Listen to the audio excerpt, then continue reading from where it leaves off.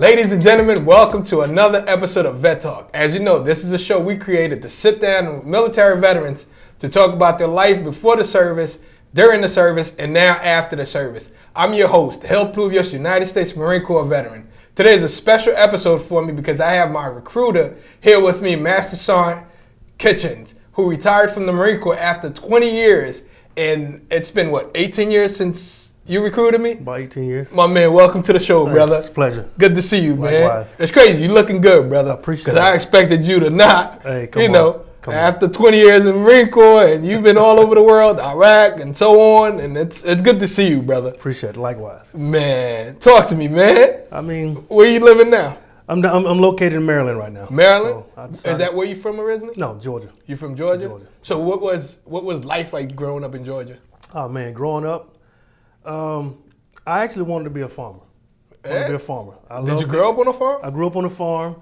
I had a great grandfather and a grandfather that was a sharecropper, and I grew up in a farm area, and I was fascinated about tractors and big trucks and animals. Loved it. Yeah. Wanted to become a farmer. My uncle was like, no, you deserve something better than what we got here, so we want to see you going to become bigger and better things. But I still didn't get it because I want to drive tractors and trucks. Yeah. But as time went on, I kind of realized that wasn't the lifestyle that I wanted. And I grew up, and like always, things change. Yeah, and you talk about your uncle. What was the family life like? Did you grow up with both parents? Did you have any brothers, sisters? Talk to me about them. So when my household was me and my sister. I was 6 years senior to my sister.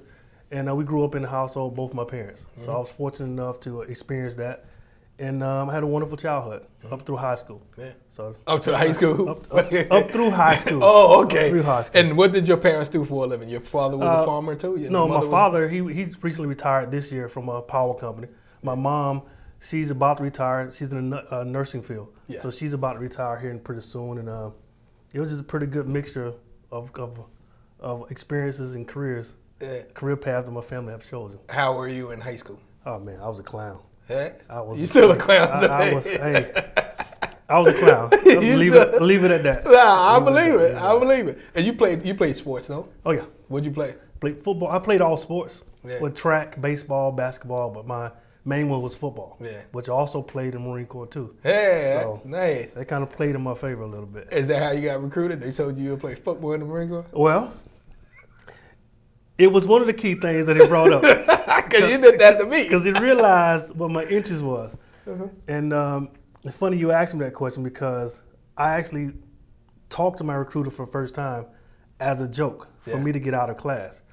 So I was late for class, in the hall, doing what I normally do, clowning, goofing off, and the tardy bell rung.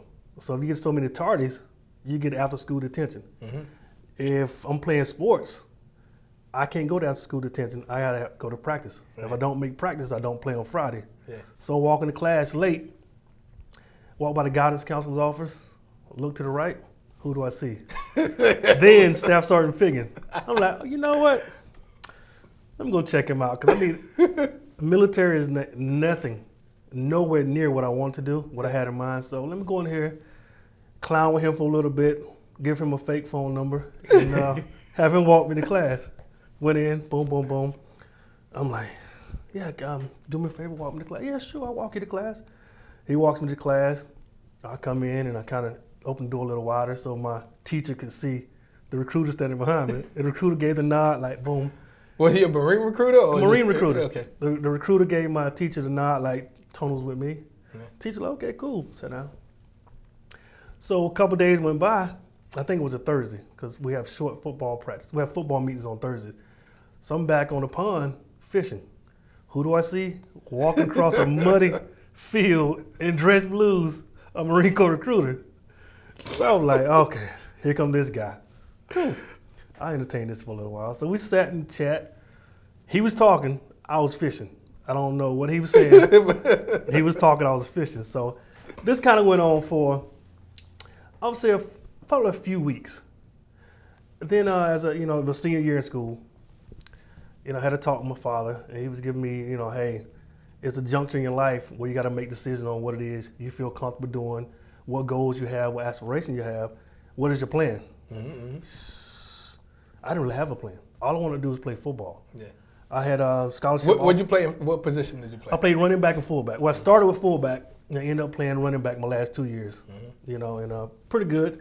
I rushed over 1,000 yards my senior year. Got a few college offers from some. My show's not for you to brag, bro. It ain't. I'm just talking Nah, about how this kind stuff. of tied into how my recruiter like, hey, we got this option. So I was like, oh, you know, I can do the college thing, but academically, I wasn't there. You wasn't trying to deal with it. I could have met the requirements to get into college, but I know me being me, the clown that I was in high school, 1 or 2 semesters, I would have washed out. So time was passing, and I'm like, you know, hey, let me check this recruiter out. Let me just see what options are available. How can the Marine Corps assist me in my long-term goal, which is everybody's goal is first is to be successful. So talk to him, and I'm like, hey, this kind of makes sense. Show the interest. I may consider. And once I said I may consider, he took it and ran with it. I mean, sprinted with it. So so that happened. Ended up taking the test, doing the field school, joined the lay entry program, and I was scheduled to ship to boot camp in November. How long were you in the lay entry program? I joined in February '96, so February to November, that's 9 months, so about 9 months. But here's the kicker. Shortly after school ended, I left Dodge. I left home with Alabama. I wanted to do some other things. And my recruiter was like... You left home to Alabama? I left Georgia. Oh, so you were in Georgia? This was in Georgia. Born and raised in Georgia. And shortly after school ended, I went to Alabama to stay with my uncle, just to experience other things. Yeah. Now, my recruiter, on the hand, you know, we have the poolie meetings that you come in, you keep track and do your physical fitness stuff. He was spazzing. He was like, you know, I'm gonna lose this guy. What's going on? He's ghost on me. And I'm like, I was kind of on the rocks. But it wasn't a definite no. It wasn't a definite yes. It was just an option. But after being away in Alabama, I thought about it, and I'm like, hey, the Marine Corps would be a great option for me. Yeah. So I came back, and he was like relieved. I think he wanted to just hug and kiss on me because he's like, hey, I almost lost this contract. But it worked out. It worked out for me. Went to boot camp in '96 on a buddy program, and since then, it was no turning back. So how old were you at the time? I was 18. 18. How did you tell your parents you were going to the Marines? Well, it was more like it was an interest that I had, and my parents have always been supportive. We had quite a bit of quite a bit of family members that had joined the military, had served, and but no one had did the Marine Corps. So it was okay to them. It was like it was an option for me. They were supportive, so they was all about it. Now, me going to the Marine Corps, it was, you know, you get hearsay about, hey, this is gonna be the challenging thing you ever done. Well, I'm all about a challenge. So they was very supportive. I appreciate that. And I went on about my merry way and did it. Do you remember the day you left to boot camp? Well. Wait, what was that conversation with your recruiter the day you're leaving the boot camp? How was that? Well, it wasn't really anything out of the norm because it was a boatload of us leaving. So it's like, I think it was like 6 or 7 of us were leaving. So he would drive us from Augusta. We actually had to go to South Carolina, which is Columbus, South Carolina, about a good hour, some change drive depending on the traffic. And gave us a spiel about, you know, the commitment, unencouraged commitment, what it means to the Marine Corps, and wished us well. But, you know, at that time, I'm just looking to do something different. I love a challenge. I love adventure. So I'm just looking to get it on. Bring it on. It hurt is tough. What'd you do to prepare yourself before that day, though?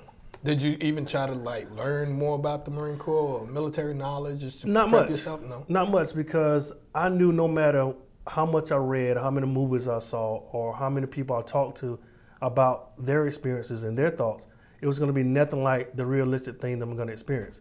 So it was always going to be an element of surprise, and I like surprises and, you know, challenges. So I'm like, I just wanted to get to it and get it over with. Because 12 plus weeks, I'm just ready to knock it out. You know, time waits for no man. So you get to, where'd you go? Paris Island, right? Paris Island. You get, what was your platoon?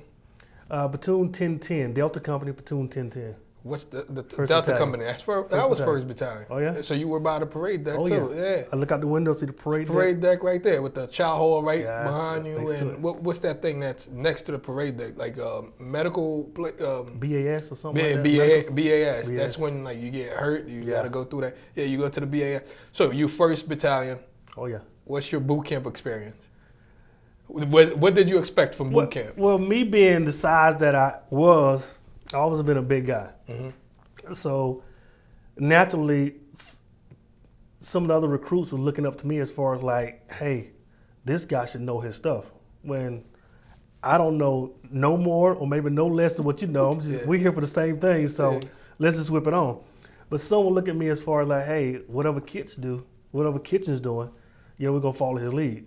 I didn't know what the heck I was doing. Mm-hmm. Simple thing is, with how they drive the training, it's more like they're training, they're putting the pressure on you to perform your very best.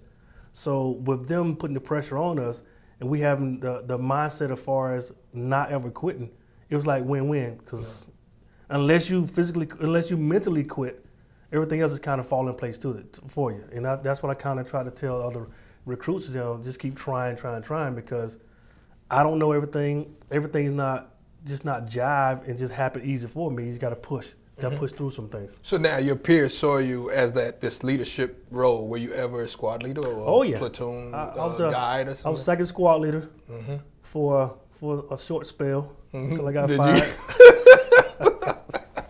Nothing like getting fired. What did you do? You stole an apple or something and you got caught? How'd you get fired? You can't drill, you don't know your left from your right? It's funny you mentioned that, because it was after the initial drill that I got fired.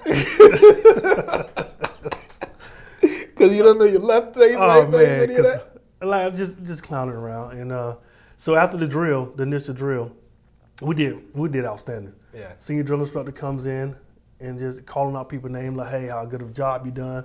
Great job, outstanding. I knew you can do it, blah, blah, blah. And the last name he called was Kitchens. Yes, sir. You're fired. Hi, sir. But, so even though you guys did well, you still got fired? I got fired. Yeah. He gave you no explanation? No explanation. What did he do? Put a less, motivated recruit in your position to hurt your feeling, or he got somebody who he thought was like, hey, this is going to be the next leader because I feel he can lead? Because they play those mind games. Yeah, it's more mind game. Well, I was close. I would say, I'm not gonna say 1 or 2. It was about 5 of us in my platoon that we were very close. Yeah. And of course, it's ironic you mentioned that. One of the guys I was close with is who he got that position. Just to see if, it didn't deter me from being motivated and pushing on. So there you go. I graduated. Right. See, all of those mind games those guys play. So you now in boot camp and you're knocking out everything. Were you good? But what were you good at? Drill knowledge, or what were you good at? I was good at eating. Chow hall. But you don't even get enough time to eat, though. No. They don't even give you enough time to eat. I like the drill. Yeah. And it was just the fact that the togetherness, the all on sync, the discipline, the moves, the clicking of the rifle, the one sound, that just motivated me. Yeah. And of course that came over time, because when you first get there, you just sloppy, nasty, just wandering around. Yeah. And then you see others performing well, other platoons performing well, and you're like, hey, that's what I want to do. Yeah. That's how I want to do this. And slowly you're becoming that platoon everybody else is watching. So it kind of like give you that extra 2 inches and stick your chest out a little bit, because you can be 3 weeks senior to another platoon, but you think you know everything about boot camp. But to them, they're looking up to you now. So that was a great experience. And obviously, as boot camp, all of this is going on. Phase 1, you get off the bus, right? Mm-hmm. When you got to Paris Island, do you remember? You know how they got the yellow footprints. Do you remember your where you were? I was a 3rd squad, 2nd back. 3rd squad, 2nd back. 3rd squad. Do you remember your first haircut in boot camp? Oh yeah. Were you prepared for it? Did you know it was going to happen, or you just? I knew they was going to shave my head, so I shaved my head a couple days before. Yeah. But no matter what, it had a little fuzz on it. Yeah, they ran across it again. So imagine getting just a regular rock and just rubbing it across your head. Because you used to, if you're at a barbershop or get your hair cut, the person finessing your head. A little nicer to you. It was like you whipping around and palming your head and zoom, zoom, zoom. And you're looking for an alcohol wipe or something to hit it with. Nah. So, next. How about PT? Were you good? Were Yeah, you I was football player? Yeah, I was a pretty good PT. Do you remember your first PT score? PFT score? Actually, I don't. I'm not No? going to lie to you. I don't remember my first PFT score. Yeah. First class is all that mattered. Yeah. Got to have that. How about rifle range? How was that? Rifle range, I shot. Did you shoot before you? Did you learn how to shoot before the military? Because obviously No. you were in Georgia, No. so you never No. held a weapon. I've held a weapon, shot a weapon before, but as far as like shooting for just for fun or target practice, nah. Or what do you mean you held a weapon and shot Yeah, one like before? something like we grew up in the country in Georgia. Like for New Year's Eve or whatever, 12 o'clock, grab you a licking old the rifle, air. pow. That was it. Can't wait to do it again next year. So you get in the Marine Corps now, you yeah. have to learn the mechanics Oh, of operating a weapon. Mm-hmm. And what did you get from that? Were you like looking at it like, damn, I had no clue this does this and how to really operate this piece of equipment? Yeah, so I guess first after getting it, that's one of your most important things. The first thing you get that's, I guess you say personally yours, because that's like your baby, that's your responsibility. Yeah. From the first day you get it, that pride of having something like, hey, this is mine. Mm-hmm. There are many like it, but this That's one's one is mine. mine. And after learning the serial number, it's like, okay, I got this. I'm going to take care of this bad boy, because I had the mindset that, hey, I'm going to have this rifle for my whole military career. Yeah. Whether it's going to be 4 years or 30 years, I'm going to take care of this bad boy as if it's mine. So that I kind of nurtured it, took pride in it. And the first time it fell in the dirt and got dirty, I almost cried. I believe you. I believe you, because did they see it? Oh, yeah. So I believe you, Oh, because yeah. I remember just we had rifle inspection. You know how they come in and one weapon was dirty, man. Listen, we had to all of us, the whole squad bay had to clean weapons for hours. Oh, yeah. And they even, what's that oil? CLP. CLP oil. They went and drained it, get the bolt and everything in there, and you had to sit there and scrub it. And there was a time where they even, drill instructor came out with water and sprayed it. So with the water in there, now you got to dry it. Now you got to put the CLP oil to take out the water so it doesn't rust or any of it. So that makes it harder to clean just because you got the water in there. So I definitely understand what you mean when that happened. Do you remember the crucible? Oh, yeah. What was your crucible like? The crucible was a new thing when I was going through. Actually, we was the second company to experience the crucible. Yeah, Gunnar Fagan told me that, because he, I believe, was the last one or around that time. So when the crucible was coming up, we had heard about it. We was getting told about it by the senior drill instructor when it come to the Sundays when he come in and speak to us and kind of put us at ease a little bit. And it was only one company that had done it before us, and he didn't really know how that experience was because he didn't witness how the crucible went for that company that went before us. Mm-hmm. So us being the second company to do it, it was like a new experience not only for us but also for the drill instructors too. Yeah. And it was quite an experience.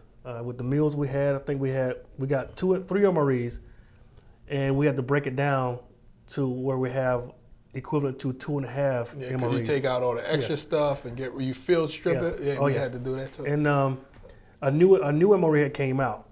It was I think it was ham and egg omelet. Only a fat and person me being a country guy. Oh, hungry. ham and eggs. Oh man, I'm saving this bad boy for the last meal.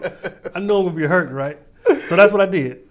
When I go through and just get something to just put in my mouth and get a good taste, swallow it, and push on, I would save the ham and egg omelet for the last meal.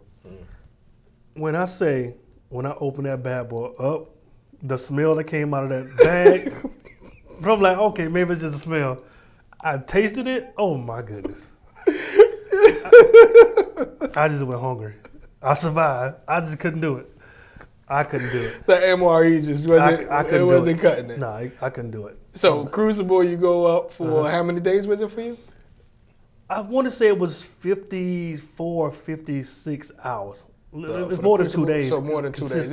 Yeah, you're right. Yeah. That's about how long it was for us. Because I know you spent 2 nights in the field and then you hump back. Yeah, hump so out, what kind of training did you receive during the Crucible? The most important to me was... No, what kind of training did you receive? Like medical training? Because we did all of that. Land nav, medical, strategic thinking, strategizing how to tackle obstacles, and becoming one as a team. Team building. Team building skills. So that's one of the ones I think is most important, because you may be able to do some things by yourself, and some things you can do quicker by yourself. But not everyone can accomplish things like an individual can. So that teamwork comes into play, to where you're only strong as your weakest link. Yeah. So when you have a person that's struggling in certain areas, you give that helping hand. Yeah. And I think, like I said, we only experienced one time. I personally think some of those obstacles wasn't meant to be solved, because we didn't finish every obstacle as if we thought we was going to accomplish it, but we gave our all. When time ran out, Do you think that's also a part of it? Like, just some things that they know can be done, but they just want to see how you react under pressure as a group, individually, who's going to take the lead, see and how so you on. push through it and make sure you don't quit. Let's take a step back. What'd you shoot on the rifle range? How was your? I shot a sharpshooter, because Sharpshooter. I would say I wasn't always an expert. I could probably count over the span of years that I actually shot, because after picking up gunnery sergeant, it's not required to do a shoot on the rifle range. Yeah, but you go to the pistol range a lot. Yeah, so I've accomplished expert maybe 3 or 4 times, but the rest of them sharpshooters. Sharpshooter. Yeah. And how about swim corps? Coming from Georgia, did you swim at all? Well, no, me and water don't get along that good. You were all black recruits. I will survive. If I fall off a boat, I will survive.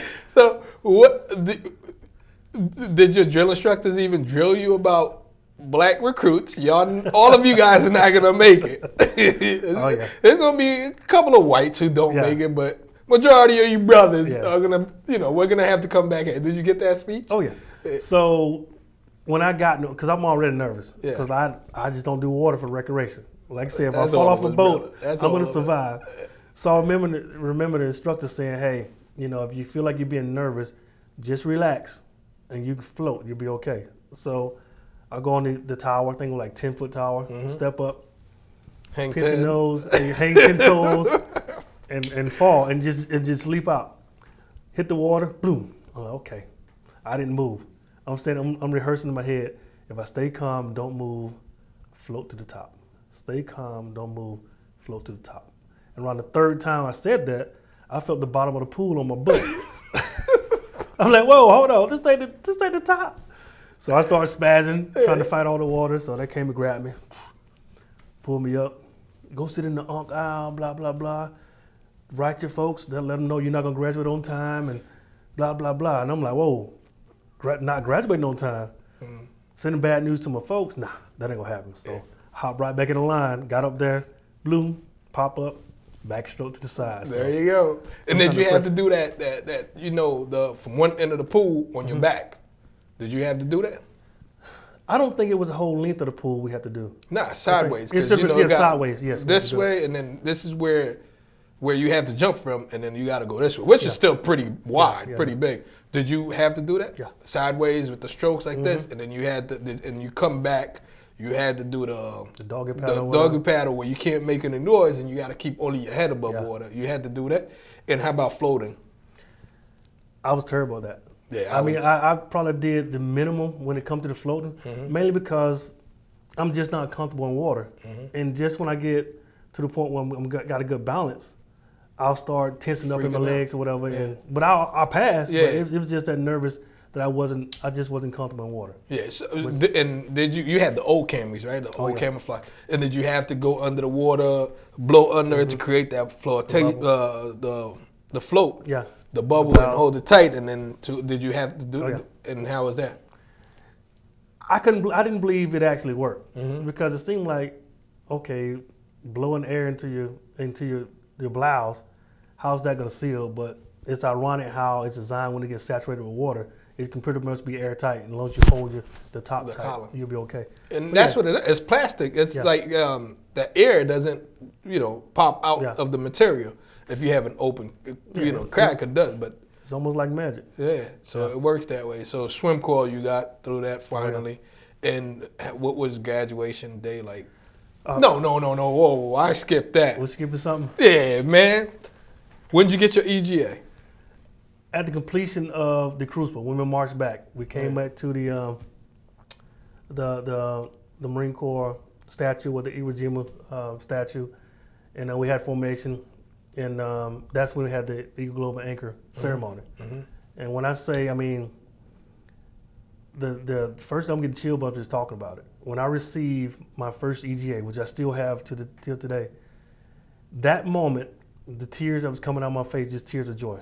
Yeah. And it was like just reminiscing of, even though it was only 12 weeks and some change that I've been through some things, the things that I overcame, the challenges, the things I had to endure, the sacrifices I had to make mentally that, hey, I can push through this.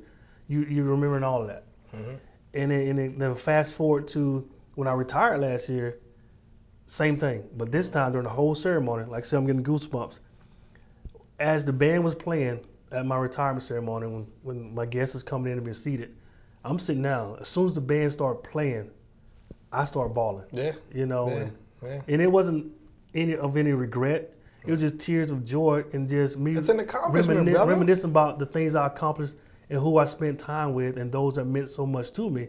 It just felt great. And the hard work. Oh, yeah. And the hard work. Do you feel in a way it created a new form of love for brotherhood, for friendship, for the military itself, and for the United States of America? Yes, I do. Because I got all of that and more when I received my EGA. Because I remember one time we were going on a hump, and it must have been like 3 or 4 in the morning. You know, when you wake up, you don't know what time you go to sleep. You don't know. All you know is you got to have your moonbeam out because it's so dark out. And the whole battalion is in formation. And I'm looking around. I'm like, you got 17-year-old, 18-year-old kids all the way up to guys who are like in their 40s and 50s who are getting up to work this hard to keep America safe. Yeah. That's one of the things that got to me. That made me say, hey, Hill, like, people before you did it for you. Yeah. And you have to do it for the people after you. You know what I'm saying? You got to work hard. So that's one of the emotions I got. So during your EGA, it was extremely emotional. Oh, yeah. Now, graduation, and you're on the parade deck? Yes.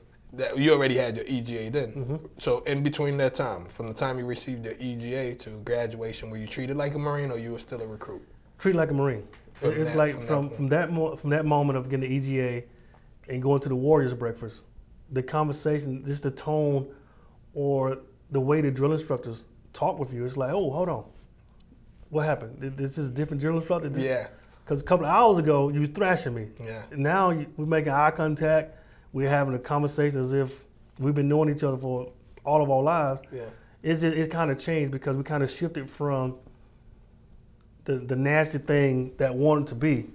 And after receiving the EGA, it was like you were welcome to a brotherhood that not many even think to even try to do. And that, it made me feel good because I've always been taught, you know, when you're doing things, make sure you're doing it for a purpose. Yeah. Don't just join something or be a part of something just because something look pretty, just because others are doing it. Find a purpose that you see and go for it. Nice. And when I got that, I'm like, hey, I'm a Marine. I haven't graduated yet, but it's like, I can't wait to experience other things the Marine Corps have because I know this is not all the Marine Corps has to offer. So I'm ready to hit the ground running.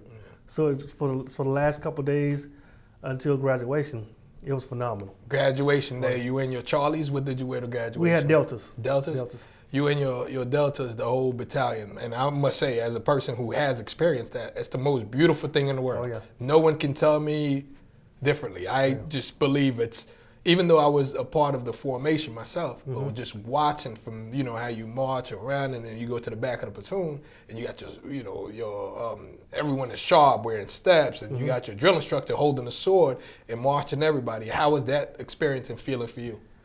It almost felt like I was walking on clouds. You just felt that, it's kind of hard to explain because, you know, we both witnessed it. It's that sense of that pride of belonging, the pride of accomplishing things that is so hard to do.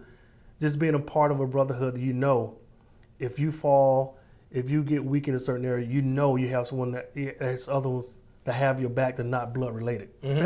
Family will take care of you, be there for you, but to meet someone, to be a part of a group that 13 weeks ago, you didn't know anyone from a can of paint. And now it's like you would trust any one of the guys in your platoon or in the battalion, anyone on Parris Island, you would trust them with your life. and that speaks a lot for over a 3-month period of time. But if you transform into that Marine that that you're always in a band of brothers that's going to take care of each other no matter what, and that meant a lot to me. Do you remember the song they played during the graduation ceremony? What was it? Same song I played when I had at the end of my retirement ceremony. What is it? God Bless America. For me, it wasn't. I'm so proud to be an American. By Glenn. I forget the name of the At least singer. I know I'm free. That's all been. I don't listen to that song now. Always been powerful. I get super emotional. Like I don't play that song. Like, because it's a very proud feeling. Yeah. And I play it every now and then because sometimes, like I was telling you earlier, I have an album. Yeah. Well, pictures. Nothing digital, just I was old about pictures. to say, you got an album coming out? I got an album. You got a rap album? I will flip through sometimes, and it's good to go down memory lane. Yeah. And not everything is perfect, not everything is great. But even through the bad and times that you wasn't doing so great, you can now look back and see how you overcome those obstacles and things, and then I feel good about it. Yeah. But yeah, they're proud to be an American song. Who was there during your graduation? My mom, dad, sister, aunt, uncles. The whole tribe. Yeah, I had a few people that represent me. How did they feel? They were so proud, as if they felt like they was now a part of the Marine Corps too. Which, families, it happened. And I was that connection between the two. It's like, hey, we got a Marine in our family, so now it's time to get the stickers, slap them on the back of the cars, because we got somebody representing. Because I was the first Marine in my family to experience this. And So you go after boot camp, you graduate, you go back to what, Georgia or Alabama? Back to Georgia. You go back there. What's going on there? Did the regular boot leave. Did recruiter's assistance, because me and my recruiter had a pretty good relationship, because how we met, how I tried to play him to just get a pass out of class, and he knew how I knew a lot of people. So he was like, hey, we can kind of benefit from you staying back and helping out here at the recruiting station. So I did that. I think I did it for about 2 or 3 weeks. I don't think I recruited anybody. I was just you were just there. being who I was, but now I'm a Marine. So I go back to my hometown, go back to my school, and people see that I'm a Marine now, and I'm standing tall, 6 to the front, 3 to the rear, type deal. And I had a few friends that were interested later on that joined the Marine Corps. Didn't join when you were when I was trying to hook them up, but I guess they saw like, hey, okay, maybe there's something we can do. So a couple guys came in after us. Me and Henry Sims, we joined together on butter programs. So after we came through, a handful of people joined the Marine Corps after that. So. And even you still kept in touch with your recruiter over the years? Well, when I went to Lejeune at my first duty station, he's retired shortly after that. And after that, we lost contact. I mean, I try to look him up on Facebook every now and then, but not everybody on social media. So I haven't spoken with him, chatted with him since then. And after he got rid of you because you wouldn't recruit anybody, you got to go to MSgt. I wasn't a recruiter. He was a recruiter. Hey, you put that pressure on me to recruit people, right? I was enjoying that boot leave, the extra time home. That's it? Just partying? Oh, yeah. So you go boot camp, recruiter's assistants. Now you got to go to MSgt. Mm-hmm. What did you expect in MSgt? What was it like? What do you remember the company you were at? No, I didn't ask you about your MOS before you went in. Did you have your MOS before you went in, or you got it after? I went in open contract. Yeah. And I got DB, which is command and control, communications and whatnot.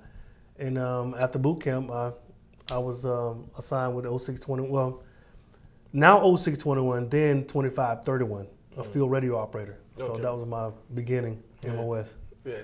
So you go to MSgt now. What's happening in MSgt? MSgt, for those who don't know, Marine Corps combat training. Yeah. It's more of in boot camp you get a light version of combat, the marching, the humping, the weapon system. But MSgt is a more detailed, more hands-on when it comes to the humping, when it comes to field training, field survival. Weaponry system, because you don't shoot the machine guns in basic training, just your personal weapon. So it's more like weaponry, it's just getting that combat experience that the grunts the infantries don't get. I mean, even hand grenade. Yeah. What was the name for the hand grenade? The hand grenades. Nah, they had a code, a name for it. Right? The blue bodies? Something like that. Yeah. Even with the grenades, you don't get to throw it until you get the MSgt. Mm-hmm. And we're talking about weapons, so you have the M16 you shoot. You have the SAW. Mm-hmm. You have 240. 240 Golf. 240 Golf. You have the Mark 19. Mark 19. You have the 50 cal. cal. You have the 2 or 3 grenade launcher. Mm-hmm.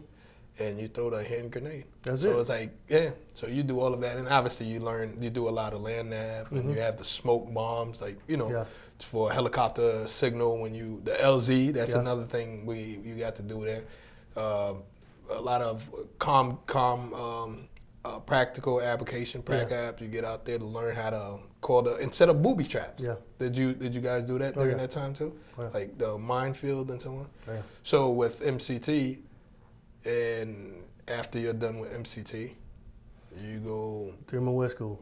You went to MSgt and obviously Camp Geiger, right? MSgt with Camp Geiger, but for MOS school was 29 Palms. 29 Palms? 29 Palms. Man, I hate that place. Hey. It's so hot out there, man. Yeah. So hot out there. It can get a little heated out there. So Camp Geiger, you over on Lejeune and so on. Geiger. But how long is MSgt? I want to say 3 weeks. Yeah, I think that's what I remember. 3 weeks. When did you go? Around what time?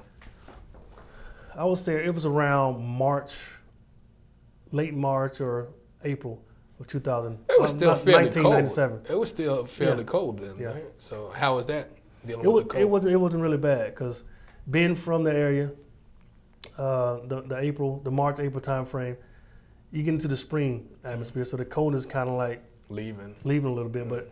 Even sometime in Georgia, 60 degrees can be considered cold. Mm-hmm. But up here, you'll consider that sunshine and good weather. Yeah. But the spring was rolling in, so as far as outside, being out in the environment, it felt pretty natural to me. So I was cool with it. Yeah. I mean, it sounds like a good time, because when I went, I left you for recruiting assistants, and you shipped me off to go to MSgt around Christmas time. That's part of the process. I was like, yo, bro, let me just stick around with you. Like, you gotta go, bro. That's part of the process. Had me in the cold, man. You survived. You survived. I did. So you go to 29 Palms, 29 Palms Desert. Oh, yeah. California. 29 stumps. And in the mountains in the middle of nowhere of California. Mm-hmm. What's going on there? Well, I mean, just getting there. Prior to going, just the trip from North Carolina to California was my first time on a plane. Mm-hmm. So I'm excited. You was scared? I'm not scared of what? You a Marine now. Ain't nothing to fear but fear itself. So we land.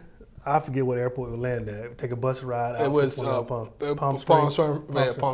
So we take a bus ride out to 29 Palms. So as we're approaching the base, the front gate, all you see is lights.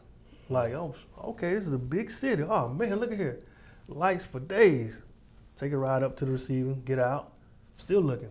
Okay, because it's dark. You don't really see far. You just see lights all over the place. I'm like, oh, man, I can't wait to get up in the morning. And not to cut you off, 29 Palms has that long drive from the gates, right? Oh, yeah. That's the way it was, too, when you get in? That long drive. Oh, yeah. Okay. And then the next morning you wake up, go outside. I want to see this big city. I saw nothing but lights. All you see is sand dunes, and dust everywhere. I like, oh, this is different. This is definitely different. And it was okay. I mean, I survived. Yeah. How long was MOS school? I want to say back then the field radio operators course was about 8 to 10 weeks. Yeah. 8 to 10 weeks. And during those weeks, obviously, did you get to do anything like go off base and drive around? And... Of course, after the first couple of days, of course, you're restricted to, acclimatize to the area, get to know the area. Have to make sure you know the rules and regulations for what you can and can't do. But once we start getting liberty or having the privilege to go off base and experience things out in town, young Marine, 19 years old, out in California, never been there before with my buddies. So country as hell. Hey, we was getting it. We hop in a cab or hop in a van that charged us almost half our paycheck just for the ride out of Palm Springs. I know. But we didn't care. We could afford it. It was all about having fun because Monday through Friday, school, school, school. Yeah. You know, focus, focus, focus. But Saturday and Sunday, You out. whatever. Yeah. And don't let it be a payday weekend. And what rank were you by then in school? I was PFC in school. PFC? PFC in school. So you PFC in school, you in MOS school, you graduate MOS school. Where was your first duty station? Camp Lejeune. You were in Lejeune? I was in Where in Lejeune. Lejeune? I was with 10th Marines, 510, Sierra Battery 510, artillery. I know exactly. You know where the circle is? You go to the right, the opposite of French Creek, around where the Well, actually, police. we would go towards French Creek, and on N Street, which is where the post office was. I don't know if it's Yeah, still there. yeah, now. yeah. Make that right. Yeah. That's where we were. I know. I was in French Creek. I was Okay. there, so I know that area. Nice. It's a small world, man. Very small. So how long were you there for before recruiting duty? I was there from 97 to 2000 97 to end of 2000. And That's where you re-enlisted? I re-enlisted. Mhm. And I had a friend who was with the Air Wing at the time. And being in artillery. Where, New River? No, he was at Cherry Point. Cherry Point. Yeah, Cherry Point. So being that we were stationed not too far from each other, but he was at the wing, and whenever I did see him, he'd brag about how things went on the wing. Mhm. And of course, the re-enlistment incentive at the time was choice of duty station. So I chose Cherry Point and got there. And just as it panned out, I went to the only battalion that was on Cherry Point. So back at it again. But I had fun. It was Yeah. low altitude air defense. And we did some great things. Yeah. It was a very, very unique unit. Cherry Point is all right. Mm-hmm. I know, because I was on Lejeune, so Cherry Point, and New River were a little bit more calm than everything else that was going on there. Oh, yeah. And you obviously you got to do a B billet. Did you pick to be a recruiter, or how? I picked it because I've always had mentors to where I would kind of lean on them for guidance. Mhm. If I was curious about something, if I didn't know something that I know that it'll be easier to get guidance. And they explained to me that, hey, you can get any time after you get to the rank of sergeant, you can be selected to do a B billet, Mhm. either recruiting duty, embassy duty, or recruiting duty. And if you get selected, if you qualify for it, and you're able to go, it's not much of a say-so. It's more like the needs of the Marine Corps. Mhm. But if you want to volunteer for one, you're most likely to get it. Yeah. So therefore, you can move forward as something that you kind of would tailor your career to, and that's what I did. After about 16 months of being on the Air Wing, which I enjoyed it, I started thinking long term, because not only did I had no intention on joining the military, but I joined the military, and after I joined, I'm like 4 years, I'm getting my stuff straight for school, GI Bill, get out, do my thing. But my first 4 years went by so quick. Mhm. I had fun Mhm. playing football for the regimental football team, and it was just time just passed. Mhm. And so when I decided to do a B billet, I took the initiative and chose in recruiting duties. Recruiting is something that I felt I'd be comfortable at doing because I love people. I love being around people, and I did that when recruiting school. Which Where is was recruiting school? San Diego, California. Yeah. So back in That's where Southern California. they got different ones, or that's where they It's normally only have? one recruiting school, Yeah? San Diego, California. So no matter One where you school. are, that's where you go. You're going there. San Diego, and that's another home recruit depot, Yep. San Diego, California. How long is recruiting school? And what are the skills that they teach you? What do they teach you What? in recruiting school? Learn how to sell used cars and get people to join the Marine Corps. What do they teach you? For bro? one, we don't sell anything outside the Marine Corps. We don't promote jobs. We don't promote MOSs. It's getting the Marine Corps, what the Marine Corps is all about, out to the individuals, because you join the Marine Corps. And one of the things that I liked about the Marines name is you become what you join. What I mean by that is, let's say if you want to join the Navy, you become a sailor, Yeah. Army, soldier, so on and so forth. So being a Marine, you become a part of what you join. Yeah. So the things that the things that we learn in recruiting school, the things that we was taught to display was the Marine Corps. People skills. I mean, not everybody have it. So it's not like But is it me? I kind of feel like the Marine Corps sells itself, though. It does. Or am I tripping? It really does. Yeah. It's almost like when you mentioned car salesman.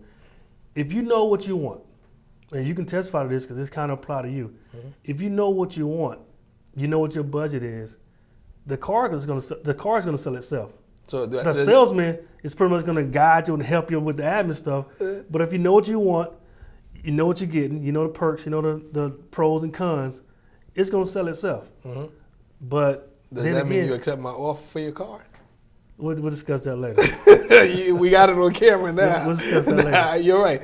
You're right. If you know what you want, a lot of times it sells itself. But I feel out of all the other branches, though, the Marine Corps, people often say, do it or keep away from it completely. There's no in between. So I think that's a good thing. You know what I'm saying? Because a lot of people want it because it's tough. A lot of people want nothing to do with it because it's tough, as opposed to the other branches. So that even help you weave out a lot of people, because you know those who come to it are those who truly want to do it. Is it all or nothing? Yeah, kind of thing. So you're in recruiting for how many days or how many weeks, how many months? Oh, man, you're taking me down a road that I can't remember. I'm going to say 2 months. 2 months. I'm going to say 2 months. You're in recruiting school.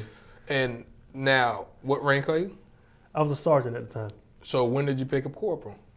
I picked up corporal at Mount Fuji, Japan, April 1st, 1999. 1999 and 2000 and what year, son? 2001, 2? We're on 2002. 2002, you're son. Where did you get stationed? New York City. New York City. New York City. Coming from Georgia or wherever you're from to New York City, how did that happen? Did you pick it or? So, towards the end of the recruiting school cycle or whatnot, some recruiters, some Marines have like by name requests, meaning you reach out to the recruiting command and like, hey, I'm interested in recruiting. I want to come to this duty station. That's one way you can kind of get an idea of if you go into a certain spot. Mm-hmm. Then you have people that volunteer, like, hey, in some places, Marines don't want to go recruit. Mm-hmm. So some people just volunteer. So what would happen is some of the recruiter instructors, which they work at the command post for the recruiting station, they would come out to the school to kind of get a warm and fuzzy about people that want to come to certain areas. Because you can want to do something, but if you don't have the skill sets that they're looking for, or if you don't meet certain, let's say, demographics, because sometimes that plays a role when it comes to recruiting, you may not be a good fit. And the purpose of that is not discriminate. It's just they want to make sure you're successful wherever you are. Mm-hmm. So the recruiting instructor comes out, and me being a clown, he was talking to us, asking us questions, and I start speaking out, asking questions. And that clown belongs in New York. And my accent then was so deep. He was like, "Hey, where are you trying to go?" I'm like, "New York City." You sound like Madagascar. So Alex the Lion, so New York City. He kind of took a take back, like, you know what? He's not from the city, but he felt that I had just the personal skills to where I can kind of click and kind of just blend in and go forward with things. Yeah. So that's how I ended up in New York, and got here, and it's a fun time. And what day did you get here? Do you remember around the time, the month? Because I know in the Marine Corps we move around a lot. I want to say April, but we kind of like know around the time because everything is done like with a time limit. Yeah. April, May of 2002 is when I got to a recruiting station in New York. Do you remember your first recruit? I'm not. Some guy, he disappeared. Kind of looked like you. Does he? Seriously? Kind of looked like you. Seriously? So you was my first poolee. I was your first poolee or first recruit? You was my first contract. I literally? You was my first Seriously? contract. Yes. Wow. Yeah. You didn't know that? Nah, I never knew that. I swear, I never knew that. You was my first contract. Because you talking about in April, and I got in touch with you around like June, July.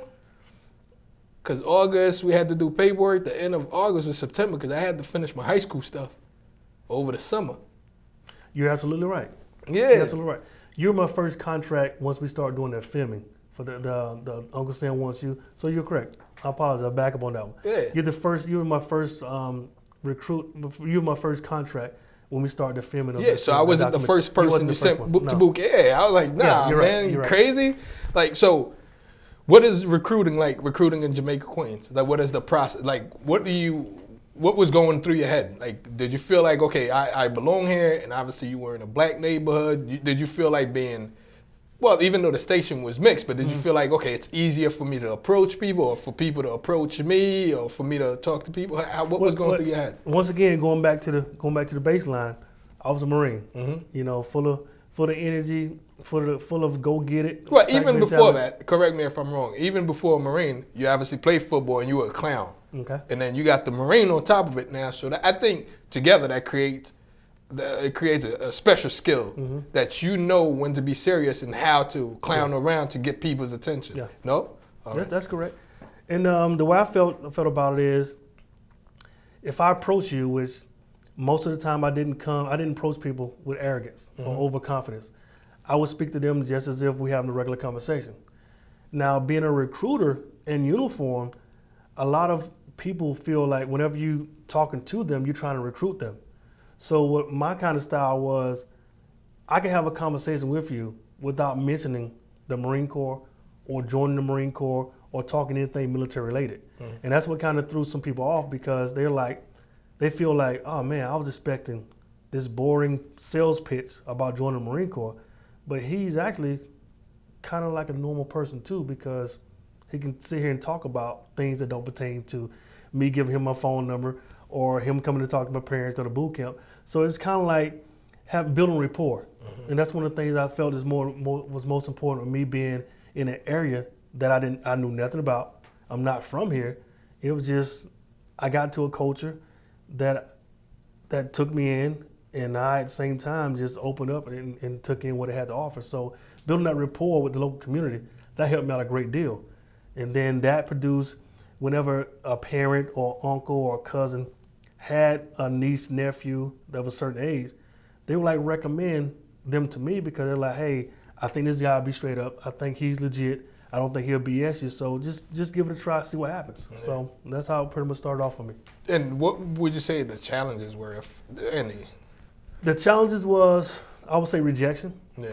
Because as a Marine's not gonna get rejected. We're gonna make that mission. Yeah.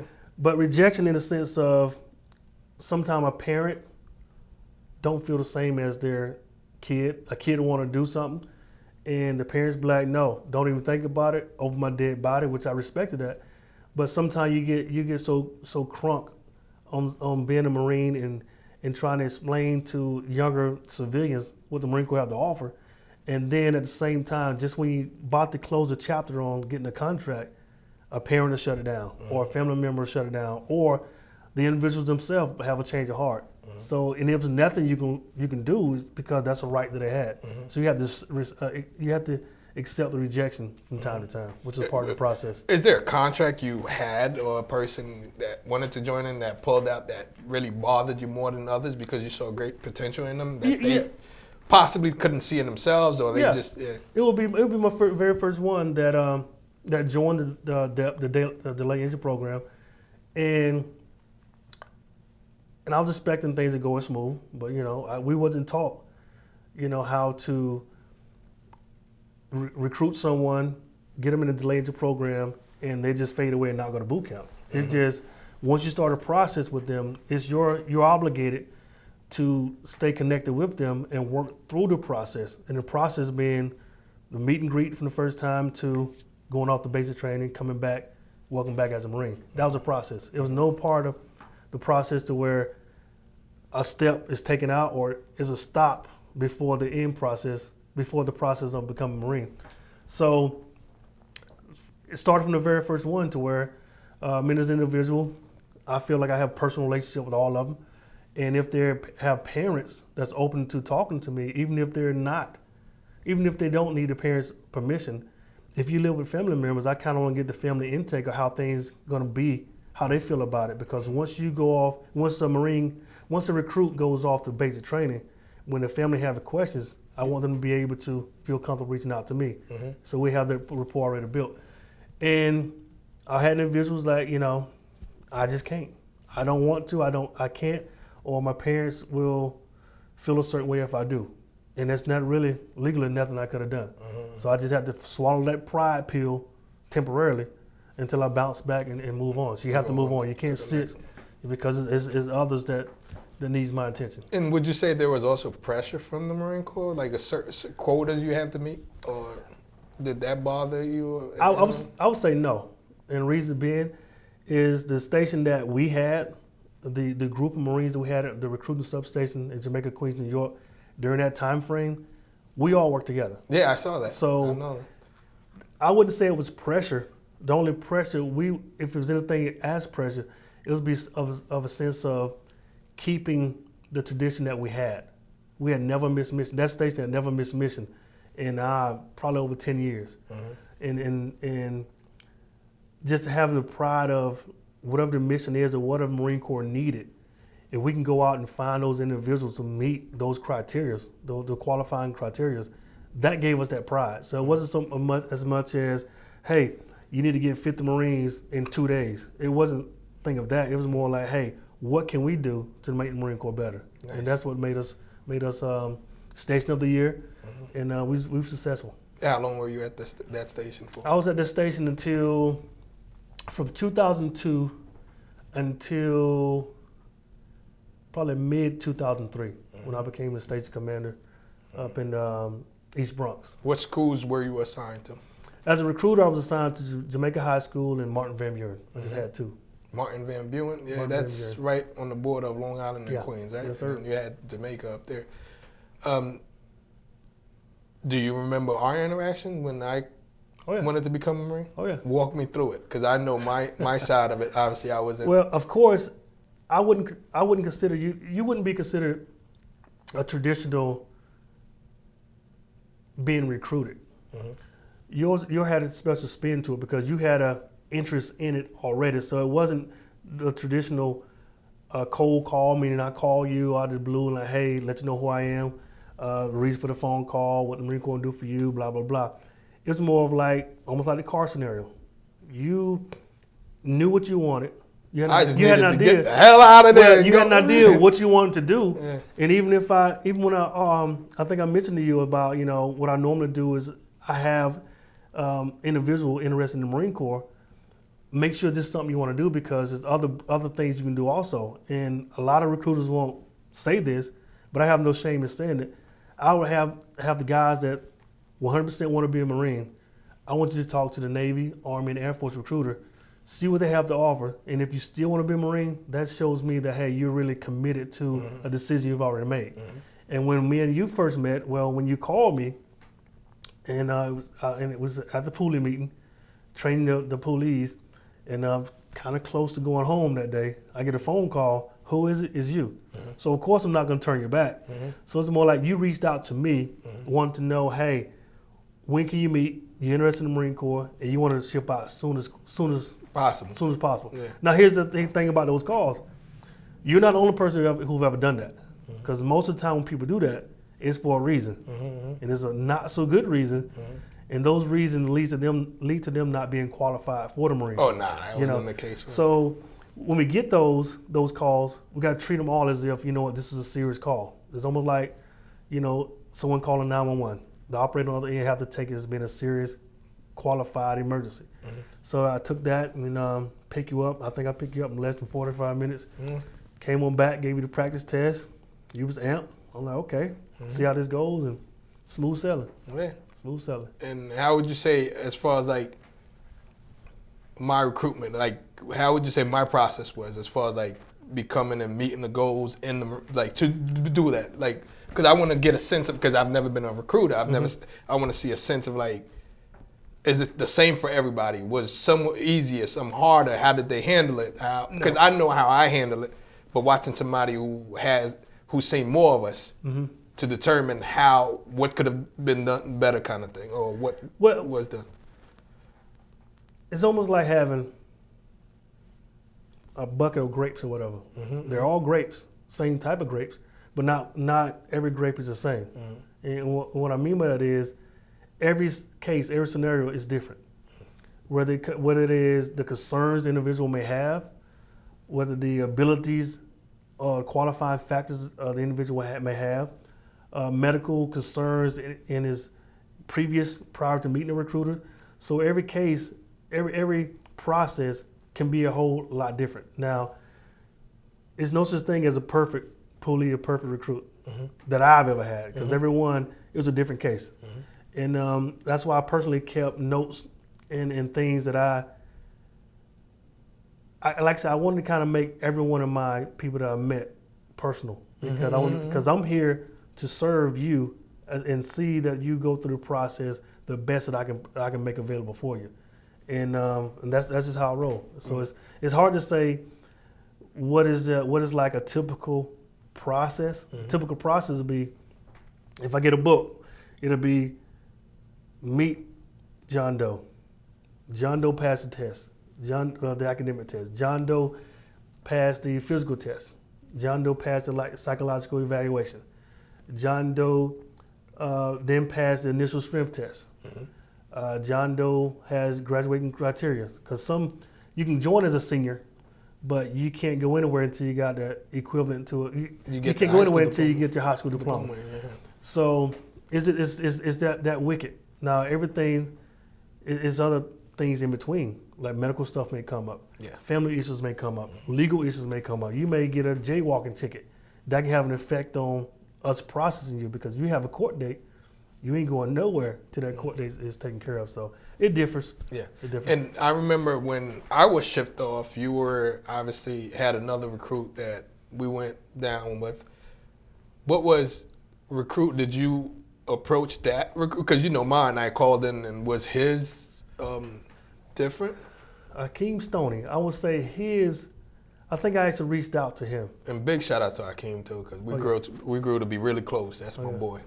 And I reached out to him. I've seen him before, but my thing was when I would go to a high school, it wasn't the approach of, hey, come here, let's talk about Marine Corps. I will make a presence to where if they see a recruiter, they know I'm a recruiter.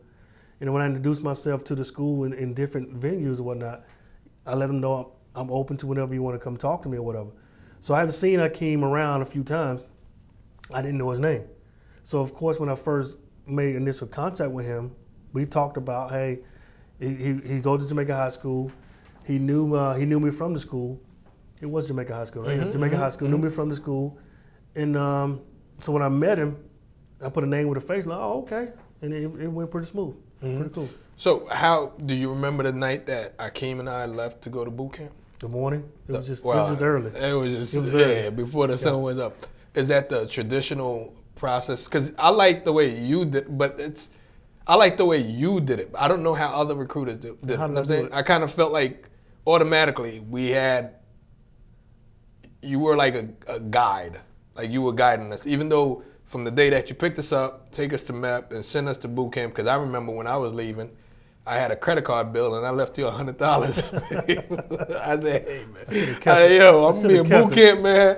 Like, here's $100 and like split it and pay for like the 3 months, pay like 30 kind of thing until I get home.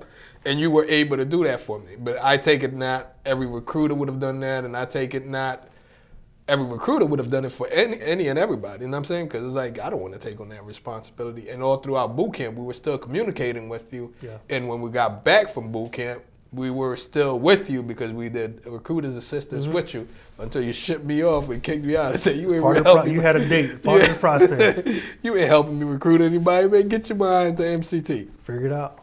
So, recruiting station in Jamaica, you did that. Obviously, you were my recruiter. We kept in touch for, can you believe it's almost 18 years? Next month it'll be 18 years.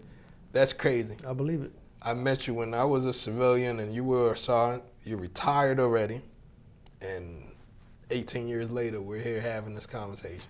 Oh, yeah. I go off to boot camp. You go off to do your own thing at another recruiting station. How was that? That was an eye-opener, because going from a recruiter to becoming a person in charge of a recruiting station, it was different in a great way, because now I see. So now, were you still a sergeant, or you picked up staff sergeant then? I was a staff sergeant then. Staff sergeant, okay. So now I see things from different. So you're just going through the ranks, because this is what we're talking about. 2003, mid 2003. You're already a staff. But actually, so 2004 is when I got promoted to staff sergeant. Okay. 2004. But that's still good. That's like 7 years, and you're a staff sergeant. Second enlistment.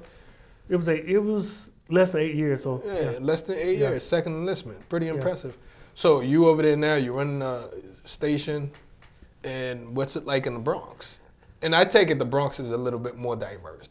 Yeah, it was. Because, you know, you got a lot of Hispanics, a lot of blacks, and some whites, as opposed to Jamaica, Queens, where you have mostly blacks. I'll say the most thing that was most noticeable was me not being a recruiter, but now in charge of recruiters. So as a recruiter, I saw things certain ways. Now I'm in charge of recruiters. Now I'm imagining the guys that are recruiters, what if those guys are like 3 or 4 staff sergeant kitchens? You know, wow, now I got to make sure they're staying focused because staff sergeant kitchen get distracted every now and then. Yeah. So I had to put a twist on. So you felt there was more of a pressure from that perspective? I wouldn't say pressure. Maybe good, needed, required adjustment. Yeah. Because I couldn't go in with the mentality of how I was as a recruiter. Now I'm accountable and responsible for 3 or 4 of me at this particular time, and it worked out great. It had a different respect for the recruiters because how my staff in COIC was to me, not that it was a bad thing. Everybody leads in different ways, so I kind of tailored my leadership to some of the things I felt was beneficial to me and what worked best for me as a recruiter. So I kind of tailored my leadership to things that I kind of wanted, things that worked well for me and motivated me as a recruiter. So I kind of put that twist on it. Nice. You, after that recruiting station, did you feel any quote, like you had to meet the quote in that because you're the face of the station? Like, oh, if anything happens, do you have? I wouldn't say quote. Quota. I wouldn't say quota. It's a responsibility to the needs of the Marine Corps. Okay, call it a quota. We will feel our responsibility to the needs of the Marine Corps. Is that your question? Yes, we did. So how did you go about making sure you fulfill, you... It was different. Now as a station commander or being a staff NCOIC of a commander, you, as a recruiter, if you're responsible for a certain amount of things to take care of, you're responsible for that, your responsibility. But as none of them leading or in charge of these stations, now I'm in charge of something that's three times more than what it was before. So my responsibility went like this. Baker, yeah. So it's all about structure. It's all about how you plan. Just put things as far as timeline and hitting wickets, because you can't go from 0 to 100 overnight. So you got to kind of plan according and come up with different recruiting type things to do. Like, most recruiters like doing phone calls. Some recruiters hate phone calls or dislike phone calls and like being out and about, meeting people face to face. Well, some people didn't like doing the face to face things. Some people like mailing letters or sending things out or doing presentation in high school. So we had different ways of recruiting. So you kind of got to find who's comfortable in what, and then it worked for us. Nice. You just got to find that groove. How many years would you say you did recruiting duty altogether? Altogether, a little less than 4, because the recruiting duty itself is like 3 years. I extended to become a career recruiter. I was considering becoming a career recruiter, but after a while, I felt like I love being a recruiter. I love recruiting duty, but what changed my mind from becoming a career recruiter was a lot of the guys that I had recruited, they now have combat experience. So now me as a recruiter, still on recruiting duty, I'm presenting something to a person that interested in the Marine Corps, and now I have experience. I have some things I have not experienced, but some of the guys that I recruited have that type of experience. Yeah. And then when it comes to, I like being truthful and honest when it comes to experience. So I would have guys that come home and visit to explain their experiences with guys who are interested in the Marine Corps that I didn't have. Yeah. So I felt like, for me, and I'm only speaking for myself, to have that complete package of Marine is to get back to the fleet, and potentially go to a combat zone. Because prior to to recruiting, I'd only had less than 6 years in the fleet. So I didn't have, it was not even 6 years. You had 3 years in the fleet. Because you said from 97 when I finished boot camp to 2002. But you got to understand, you got MOS school, Yeah, you all got that training. MCT and all of that. So yeah. My experience as far as overall, because the Marine Corps, you know, we train for combat, and that's something I had no experience of. So I wanted to get back and be a part of that, and that's what I did. Up in a combat zone. So after your recruiting was done, where did you go? I went to Camp Lejeune. I went to temporarily. I went to French Creek. What's in French Creek? 8th Guard? What? That was 2nd Transportation Battalion. Oh, okay. So I stayed there. So you were attached to Motor T then? We was a communication company for the battalion itself. Oh, okay. Gotcha. The things that we did in that unit, I like adventure. It just wasn't what I was looking for to turn it back to the fleet. I want to do something that, hey, I can look back and tell my grandkids, hey, Grandpa used to do that. So shortly after that, I went over to Recon and became a part of Recon. Where was Recon? Courthouse Bay? Out in Courthouse Bay. Yeah. I went there as a radio operator, and I eventually got up to radio chief. And that experience with Recon was phenomenal. I believe that. And you're back there. And when did you deploy? I deployed. My first deployment was in March 2006. So where did you go? Fallujah. All my deployments were to Fallujah. Yeah. So how 2006? Because 2005 I was in Taqadum, which is not too far from Fallujah, but Fallujah at the time was a nightmare. Hot spot. Nightmare. Talk to me about that during that time in 2006. Well, so we get there, and of course, me being a part of 2nd Recon Battalion, most of our time was spent outside the wire. And outside the wire, I mean off base, out in the local community, and you know, embedding ourselves doing what we did, which of course that's not open for discussion right now. But the experience was kind of surreal because this is not training. You know, we spent all this training. It was during the time of training. During the time of peace, we trained for war type scenario, and during the time of war, you know, we do what we have to do to maintain that peace or get back to that peaceful type nature. And you have to keep constantly reminding yourself that, hey, complacency, we have signs everywhere. Complacency kills, meaning don't get comfortable where you are because at any time, anything can happen. So always on alert, always on the head on the swivel. So it was quite an experience. So how long was that deployment? 7 months? 6 months. 6 months. 6 months. You lose anybody? Yes. Do you know how many people you lost? I want to say during that time, I want to say 4. 4 from your battalion or from your platoon? From actually the company itself. Oh, wow. Yeah, so yeah. And that was... Now how, and you can talk about it only if you want, how did that happen? Was it firefights or IED? Most IEDs. IEDs, yeah. Because that area was big. I asked because I was trying to get there because obviously I worked in that area too, and IEDs were huge that there. So for that 6 months deployment, you go back, you lost 6 guys from your company. I think it's 4 that four guys, you said. After that deployment was over, you go back. Where do you go to? Came back to Camp Lejeune. Of course, we come back to have some little dwell time. Relax, refit, train. That's when I went to jump school, became a parachutist, and that was quite an experience because one of the things it was kind of kept to myself is I was always afraid of heights. All my whole life afraid of heights. But the Marine Corps kind of gave me that extra confidence to where whatever you're afraid of, you know, find a way to conquer it. So I chose to go to jump school because some people are like, why would you want to go to jump school if you was afraid of heights? Well, that was my way of overcoming it. And I did it and didn't look back.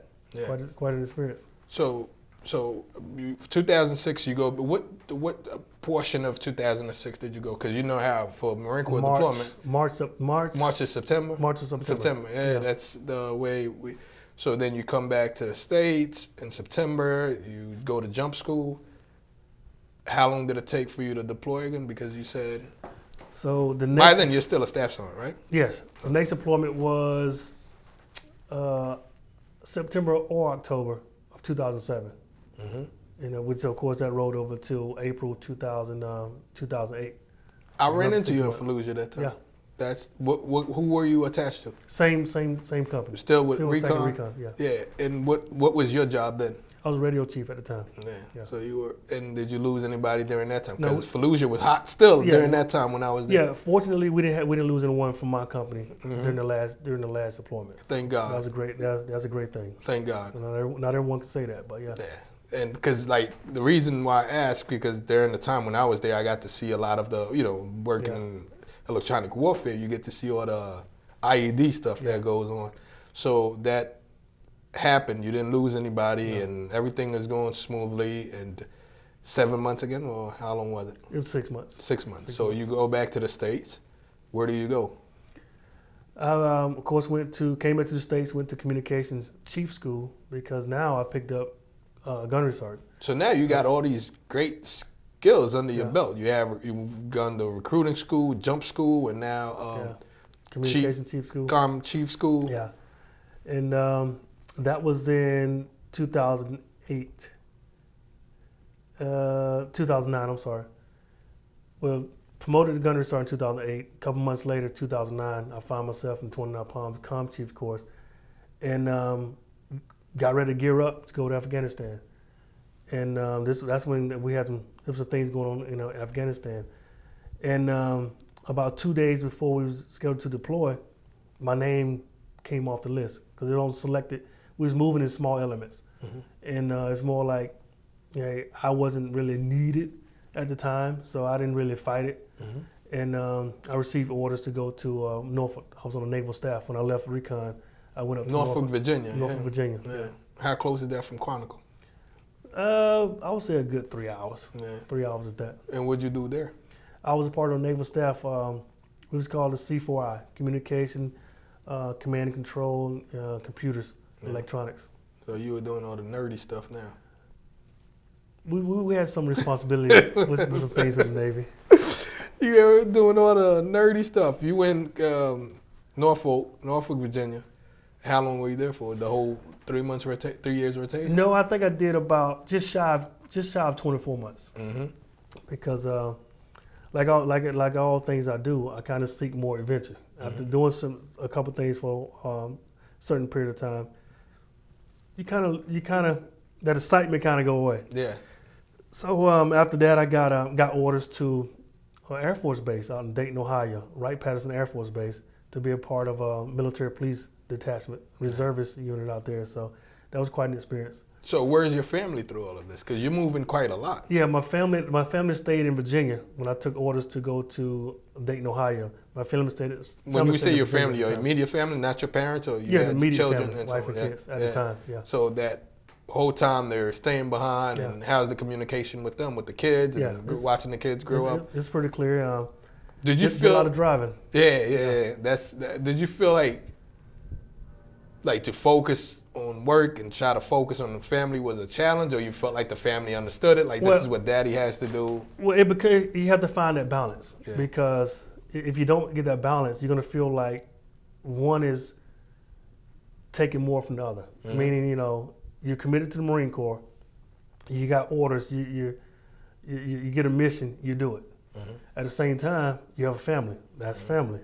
So if you don't balance that correctly, one can easily fall through the cracks, and your family can feel like you're neglecting them.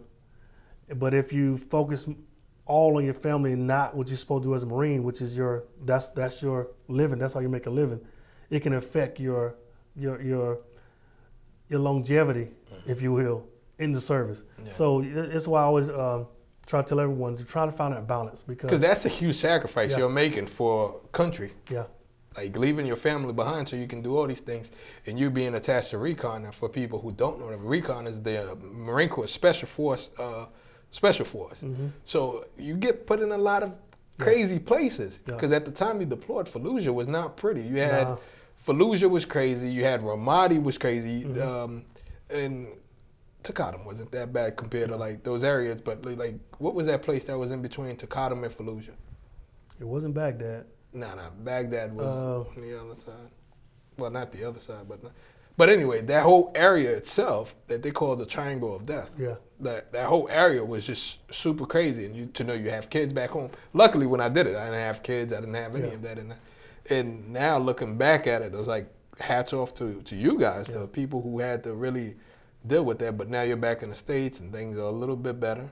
You're away from that was your last deployment? Yeah, that was my last deployment. Your last deployment altogether. Do you mind saying how many people you think your battalion at least lost to your knowledge? One is too many. Yeah, I know. As far as, I always say but that. as far as the exact number, I couldn't tell you because I've only gave the numbers for mine, but it's like every time we would come back, you know, we're meeting at the chapel. Mm-hmm. You know, we've come back to relax, refit, you know, before we go back out. Wasn't every time, but it was a too repeated often, cycle. like you said. It was What- too just often, yeah. One's too many. Yeah. You know what I'm saying?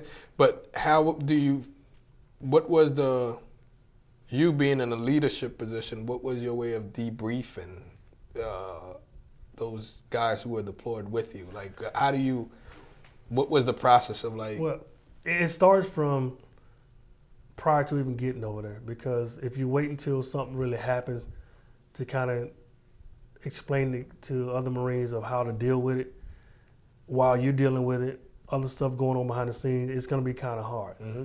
So you kind of like want to get a mindset of stay alert, don't get set in complacency, be aware of your surroundings, because if things really happen, turn for the bad, this is what we're going to experience. Mm-hmm. So we want to kind of like put it in mind to where it's a possibility that all this can happen. You know, we can't do exact scenario or how it's going to happen, but when it happens, we got to be prepared for it. So once you start talking about it, and it can be uncomfortable times, but sometimes the uncomfortable talks you have is what you just kind have of to have. ease Yep. that time we actually come about. So speaking of it open-mindedly and having your guys speaking freely about how they feel about certain things, that's what helped all of us out. And do you ever, for 1 second, or maybe you haven't, maybe you haven't or didn't, think about like being a recruiter, like recruiting people off the street, and now you're in the middle of the sucks, Mm-hmm. as we call it, in the middle of the war, and you're like, damn, I just lost 4 guys. Did that ever make you think of like all the people you recruited? Not really. No, because I mean, I don't want to sound wrong by saying it's a part of the process, but like this kind of was good from the beginning to promote what Marines do, what Marine Corps do, not certain jobs. We train to fight. Yeah. So that's just part of what we do. So when it comes to, I met plenty of guys that I recruited in the combat zone, and they was like, you know, I'm doing well, you know, I'm here for this, I'm staying focused, I'm gonna do my part, and hopefully we go home okay. Mm-hmm. You know? And out of all the people you've met and served with and so on, is there like any of them, because you know, you and I talk and we big on like doing things for veterans and Marines and keeping their brotherhood alive. Is there any time you feel like some may need, because what I notice about you is that you make stops. It's not a time that you're in New York that you don't tell me about it. Do you still that you know of? I mean, because I tried to turn off my phone when I see you calling from time to time too. So I'm like, I ain't talking to this guy. So now, is this something that you do outside of like New York, the New York area, for like all the guys that you meet? Why do you feel that's important? Because no matter what, me being in or out of uniform, Marines being in or out of uniform, or retired or has gone on no longer in the service, once we create that band of brother, that band don't break. That's just my belief. Once we're in that circle, you in. My point of view. So nothing's gonna break that. It got to be something that breaks us from being that tight, having that connectivity. So if I'm around, and that's a good thing about the Marines, is you meet Marines from all over the place. Yeah. And I love to travel, as you can see. So as I'm out and about traveling, I see who's in the area. How's it going? Or we stay constant communication every now and then. I pop up or they pop up on me, and it's a good thing to just hang out and see how Marines are doing after they've served their time. Because I think that's extremely important. And, you know, obviously, you know, I lost a good friend, a person you met, and I thank you for coming with me to the funeral yesterday and the burial. And we saw it was a beautiful funeral and burial at the cemetery here in New York. And it kind of makes me feel like even during these times, you were still there for somebody for another Marine brother. Not only you were there for him, you were also there for me and for his family and for my family for support. And I thank you for that. And before we continue, I'd like to take a second so we can just, play a video that I recorded.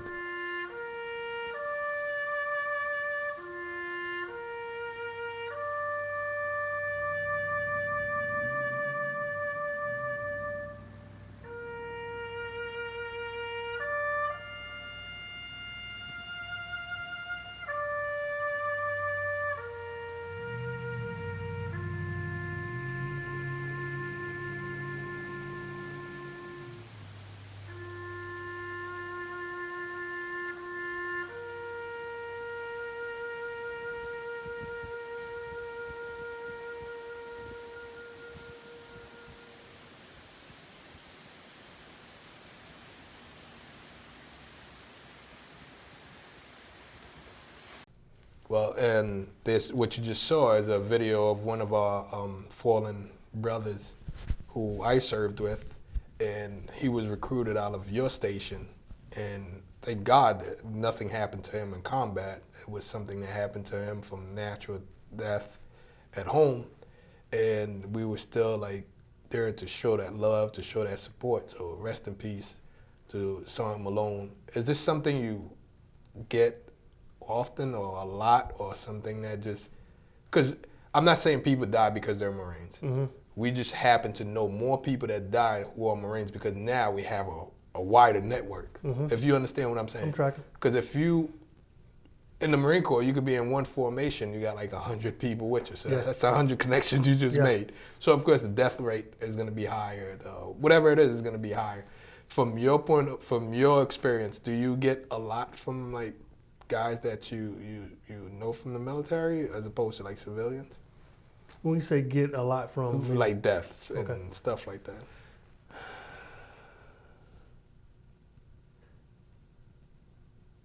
I'm not gonna say a lot when it comes to the deaths because I don't know some of the things I don't know. But that's why I feel like it's also equally important to have that constant communication, because what I don't want to happen is I don't want to experience is, let's say for instance, after you went to boot camp, or after I saw you in Fallujah, we never spoke, never saw you again. And one day I pop up in New York and I see a family member and I ask about you. They're like, oh yeah, he passed 10 years ago. I would kind of feel, I would feel probably shame on myself because the connection we had before, it's something that should be long-term, no expiration date on it. So I find that me staying in constant communication, even with guys that I recruited that are gunnery sergeants, well, one is a gunnery sergeant in the Marine Corps. Well, more than one. A couple of gunnery sergeants in the Marine Corps now. We're not talking every day. We're not texting every day. But every month or so, we'll pick up a phone, we'll text each other, call, or social media, we'll make comments, just have that constant communication. Now, I do that because it's only the right thing to do. I love people, I'm a people's person. And also, just to show that I'm available. Yeah. Anytime you want to reach out, you know how to reach out to me, open line of communication. So if something does happen, I don't know what I can do, but I try to offer some type of assistance, whether it be just morally there or physically, morally, or however I can assist. That's what I feel like. That's what I feel like when I first got to EGA.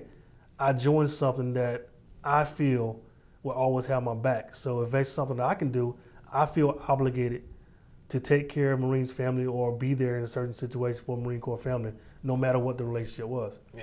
And do you feel because we have that special bond that you can relate to Marines a lot more than you can relate to people who don't necessarily have that special bond? Or do you think we're just doing it simply because of the title? Like, okay, you're a Marine, so automatically I'm supposed to police you, I'm supposed to look after you, I'm supposed to do this, but put ourselves in the other. And like a lot of times, do we feel we'll talk to somebody who's a Marine because obviously we can open up more? Yeah.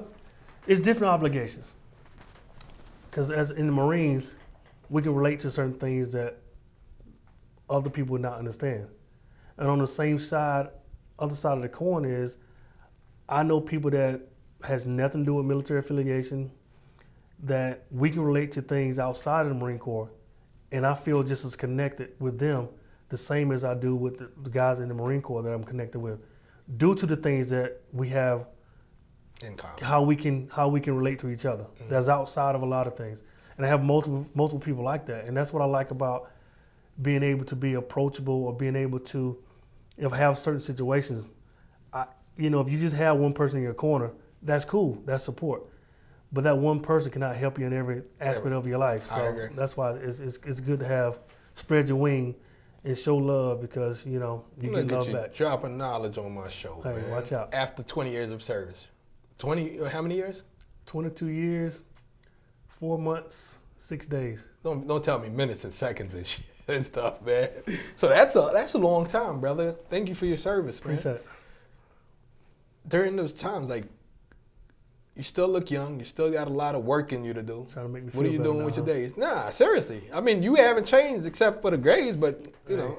I mean, after being in a box, and what I mean by box is, military structure. You want to get a sense of. I want to see what it felt like to wake up and not have the responsibilities that I had as a leader. Not saying the responsibilities are wrong. I love what I did, what I was accounted for and responsible for. But to get a taste of a life from a different view, it's felt phenomenal. I had never experienced before, and at the same time being proud of my military service, that I feel like I did my part. Yeah. And one of my main reasons for doing it is because I love what I did, but being single, after divorce or whatever, being single, being away from my kids, missing those times, a practice, a rehearsal, or a concert or stuff like that's easy for, I would say, I don't know if I should say common or regular, easy for the traditional family to experience with their kids. I was missing those activities, me being stationed overseas or not. So it kind of drove for me to kind of start thinking about, hey, I got to kind of shift my focus to family-oriented type stuff and shift my energies towards being a father, and not so much as far as being a Marine. Not that anything wrong with being a Marine, but I just kind of shifted my energy and focus over in my fatherhood. And now, as a father of kids, and then obviously the climate of 2020, how do you feel about everything that's going on in 2020 now? I mean, we have the COVID-19 that's going on, that's just keeping people inside, where people are not working necessarily and schools are closed. Do you mind if I ask you about the George Floyd and the Black Lives Matter movement? Well, how do you feel about it? Because I feel like now you're in the States and you may see things a way that I don't see, or how do you see it? Well, I mean, first thing, only thing that's pretty much guaranteed is change. Nothing stays the same. And to see how some individuals how they view other individuals, and to me, how I was raised. I mean, I have close friends that of other nationalities and whatnot. I did not see color. I didn't really see race. I saw people. Coming from a country environment, farm environment, the respect is pretty much number one. Before anything, you respect somebody, and this is how I was trained. I just think the lack of respect that we have as a nation towards each other, that creates a lot of turmoil, and a lot of things can fuel from hatred or being discriminated and stuff like that. So how do you feel about our justice system overall? Because as a person who was a leader in the military, a lot of times you had to be the ones to give those disciplinary actions, to decide like, hey, what you did was wrong. Like you were a lawyer and a judge at the same time, kind of thing. A prosecutor, I would say. You're gonna find politics in mostly everything you do in life. And and being in a leadership position, sometimes it's a fine line between what's right and what's fair. And you have to make that decision. And whatever decision you decide to make, you have to live with that decision. If you're a true leader and want to be responsible and hold yourself accountable, whatever the outcome is, you gotta own it and live with it. And I think that a lot of people, a lot of individuals, they want positions for the sake of a name or a title. Almost like kids, you would see something like, okay, I think if I do this, get this position, that's going to be great.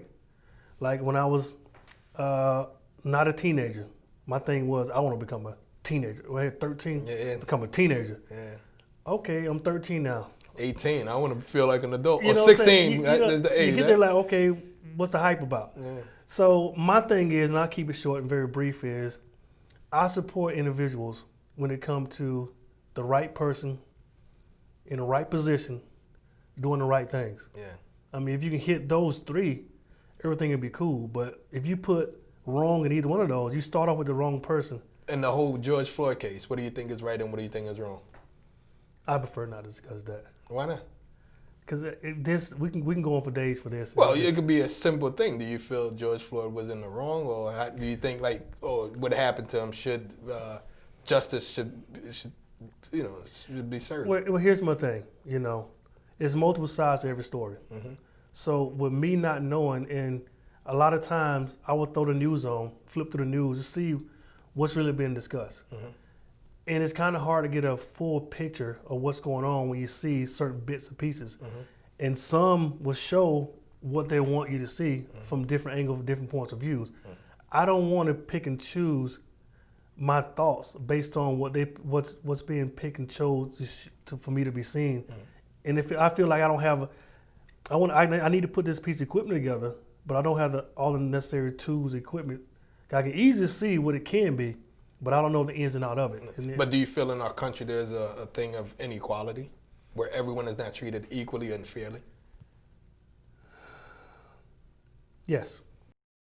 Next for you, with retirement, what's life? Well, what are you planning on doing? That's it. Life is to live it. Just and travel, any traveling and oh yeah, plenty of travel. Stuff like that. Once everything cooled down a little bit. Yeah. I mean, life is to be lived. Yeah. So why not live it? My brother, congratulations, man. Appreciate it. Thank you so much for stopping by. Like My I pleasure. said, it's been 18 years since we've been friends, and you I called to be recruited, and since then it's just been just every time we get together, we sit and we talk about everything. Thank you so much for watching. As you can see, I sat down with my recruiter, the person who recruited me 18 years ago to join the Marine Corps, and he's now a retired Master Sergeant. We talked about his accomplishments. We talked about all the pain and different things he had to go through to be the person that he is today. And you can see the relationship and the friendship that we have. It's like an open book. A lot of times he calls me to check on me or shoot me a text, and I do the same and vice versa. And as I sit today to talk about his career, a little bit of my life in the military, and exactly what's going on in our society, if you feel there's anything I left out that you wanted me to talk about, please leave it at the bottom, and please subscribe to our channel, leave comments, and also follow us on social media. And I want to say a big rest in peace to my good friend, my brother. We served together, and we worked together in the civilian world, and we were friends for a long time. His family became my family became his family. My son calls him uncle, who passed recently, and we were at his funeral yesterday. And I just want to tell you, my brother, I know you're up there watching over us. I love you. I will make sure I do all the things that we talked about, that we wanted to do together. And obviously you're not here to help me physically, but I know you're up there guiding me in any way that you can. And I love you, brother. Anything you want to say? No, you said it all. All right. Proud of you, and I greatly appreciate you. Thank you. And thanks for coming, my brother. All right.